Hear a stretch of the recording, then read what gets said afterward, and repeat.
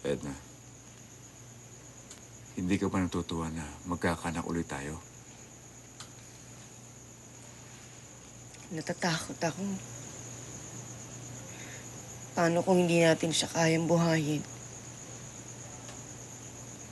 Dadamay pa natin siya sa kahirapan. Hindi mo ba nakita si Ju?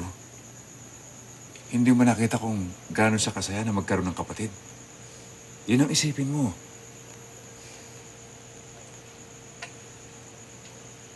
Hindi naman tayo masamang tao, ah. Bakit tayo pinahihirapan ng Diyos ng ganito?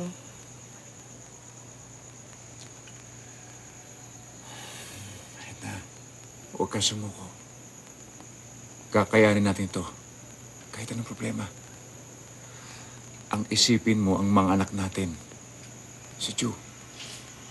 Tuwing nakikita ko siyang nakangiti, tumatawa, nawawala ang mga problema. Lumalakas ang loob ko.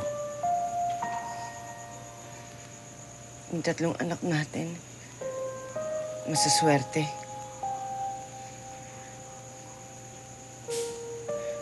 Nung buntis ako, busog na busog ako sa lahat ng masusustansya na pagkain. Kaya lumaki silang malusog, tsaka hindi sakitin. Samantalang ito, hindi ko alam kung may bibili natin ng gatas. Isisilang mo ang baby natin. Yun ang isipin mo. Para maging masaya ang pamilya natin. At yun ang mangyayari.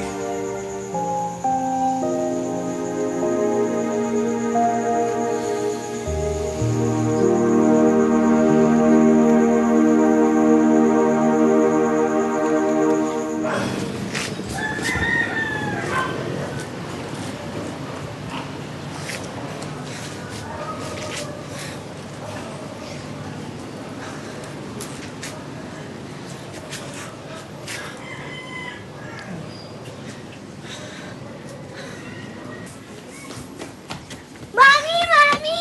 Oh, ano? Pikit po kayo. May sorpresa po ako para sa inyo. Ano yun? Basta pikit po kayo. Charan!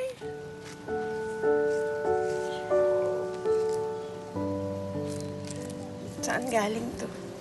Pinili ko po. Saan ka kumuha ng pera? Di ko po ginastos yung baon ko. Mami, wag na po kayong malungkot. Bigay po ni Jesus ang baby. Kaya aalagaan natin siya. Dahil nasa tiyan mo pa si baby, ikaw muna po ang aalagaan. Huwag po kayo mag-alala. Lagi ko pong ipagpipray na sana maging healthy siya at maging kamukha ko. Yung bang kapag tinignan mo ang baby, ako kagad maalala nyo? Pwede ba yun? Ba syempre iba-iba ang babies. Eh ako pong mag-aalaga sa kanya. Tuturuan ko po siyang maging ako.